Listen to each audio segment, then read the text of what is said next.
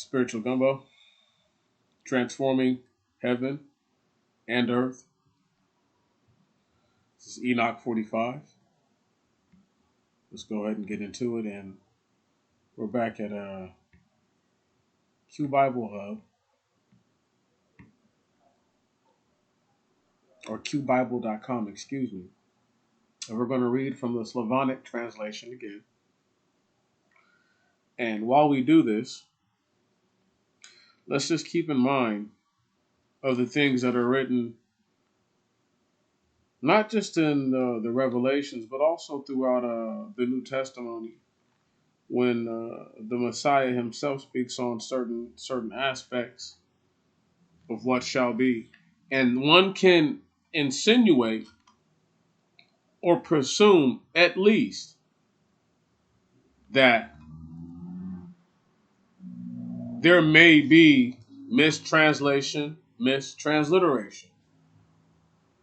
At the end of this, I will go over a little piece that it's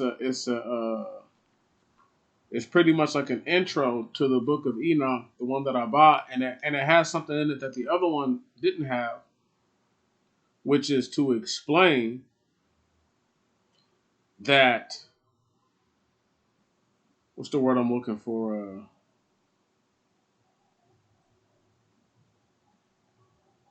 It explains how certain words are used, or when they use particular translations. It'll be this piece right here. We'll go over it later, but just give me a moment. All right, so we're back, and all we're trying to do now is get everything right. So it's 45,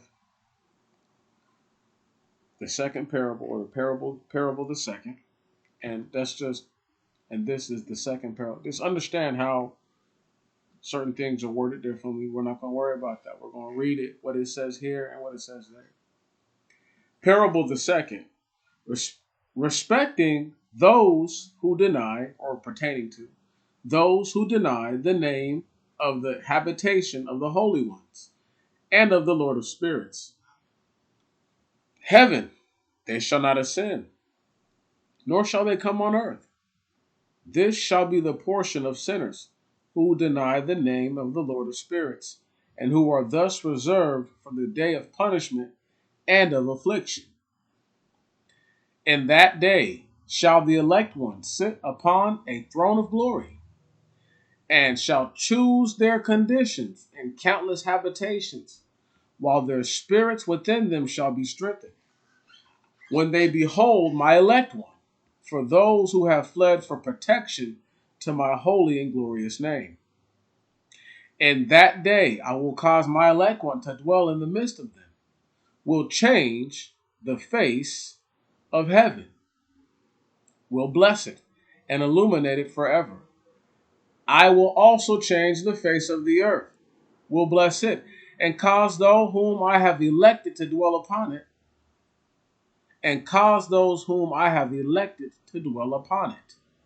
But those who have committed sin and iniquity shall not inhabit it, for I have marked their proceedings. My righteous ones will I satisfy with peace, placing them before me.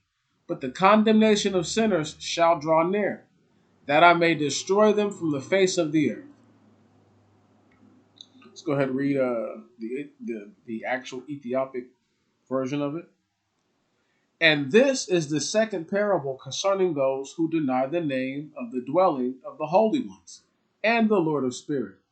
And into the heaven they shall not ascend, and on the earth they shall not come. Such shall be the lot of sinners, who have denied the name of the Lord of spirits, who are thus preserved for the day of suffering and tribulation. On that day mine elect one shall sit on the throne of glory, and shall try their works, and their places of rest shall be innumerable. And their souls shall grow strong within them when they see mine elect ones, and those who have called upon my glorious name. Then will I cause mine elect one to dwell among them, and I will transform the heaven and make it an eternal blessing and light. And I will transform the earth and make it a blessing. And I will cause mine elect ones to dwell upon it. But the sinners and evildoers shall not set foot thereon. For I have provided and satisfied with peace, my righteous ones, and have caused them to dwell before me. But for the sinners, there is judgment impeding with me, so that I shall destroy them from the face of the earth. As y'all can see, uh, things are different, right? This is translation, transliteration. That's no big deal. We're not done yet. Now let's go to this right here. And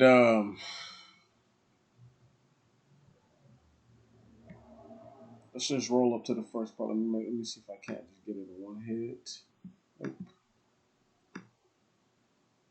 There we go. So it says, denotes the Ethiopic version. That's with the E. G denotes the fragments of Greek version preserved in the Syncellus. In the case of 8 through 9, there are two forms of the text. GG. G denotes the large fragment of Greek version discovered at Akhmim and deposited in the Giza Museum, Cairo. The following brackets are used in translation of First Enoch. So you guys are seeing this right here. There's the Greek version that was discovered at Akhim, and then the Greek version preserved in Syncellus, or Syncellus, however you want to say it. The following brackets are used in the translation of Enoch 1. These brackets. These the use of these brackets means that the word was so enclosed are found in G but not in E. So saying that you can find them in the Greek text but not in the Ethiopic text, meaning that the translation or transliteration is out. The use of these brackets means that the word enclosed are found in E but not in G or G. So it's saying in either of the Greek texts, because both of the Greek texts might have the same words at a certain point in context, right? But it doesn't mean that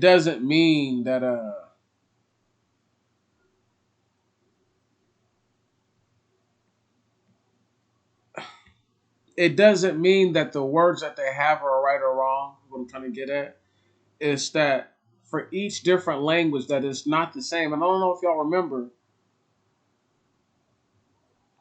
but in the book of the Maccabees, or excuse me, in the book of Ecclesiasticus, it's explained to us that that the words in Hebrew, when translated, they don't have the same force. So no matter what word they use, because we're not speaking the actual language this was written in, we don't actually get how it's supposed to be applied, even now with our understanding of the English language.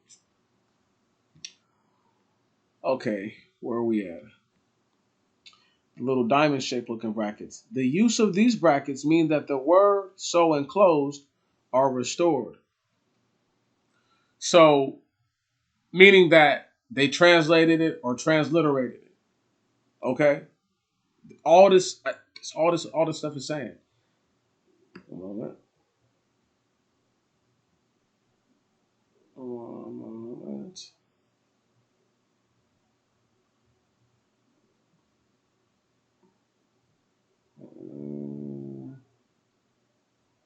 Bang.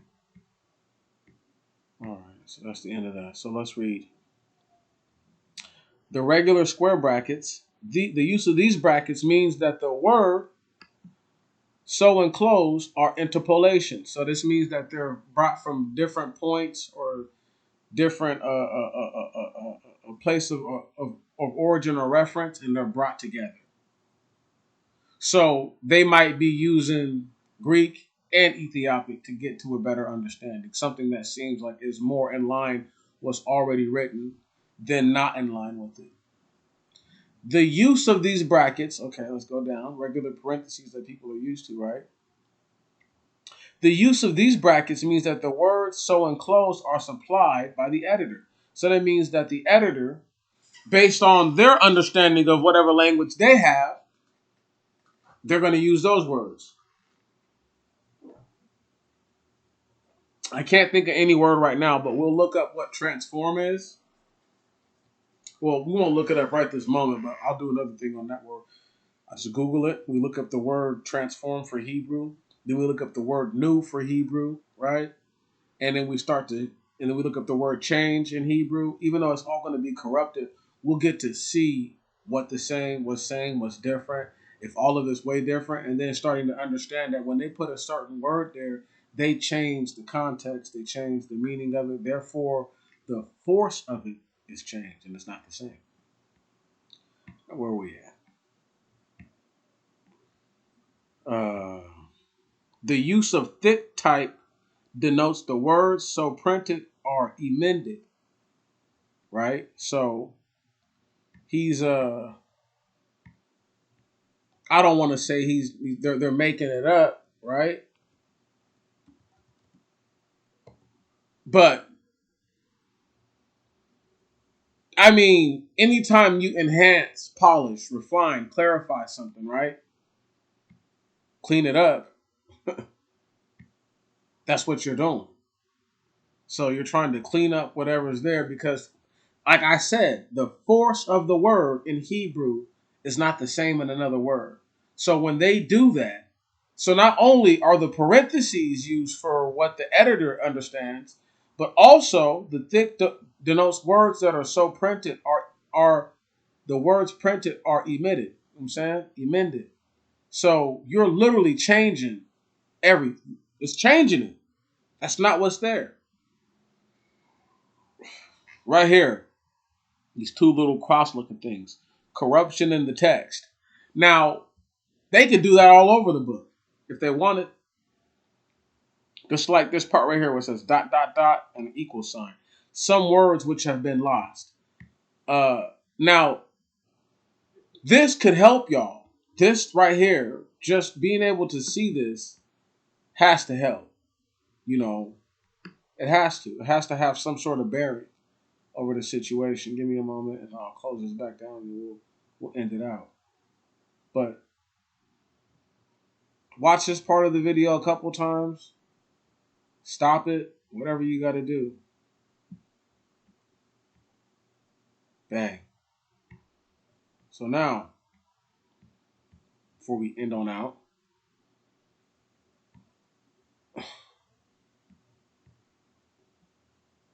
what do I need to show y'all? Oh, 1 second. What chapter is this? One moment.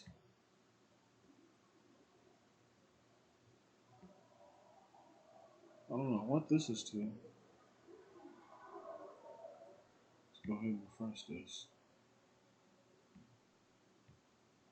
I don't care what nobody has to say about nothing. Oh, no wonder it changed it. Went to Enoch 44. I was like, what the hell is this? Anyway, Enoch 45.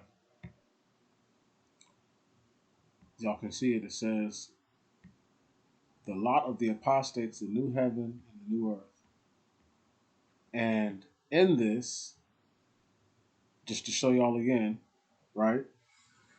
So the square brackets indicate that the words so enclosed are found in Greek, but not in Ethiopian.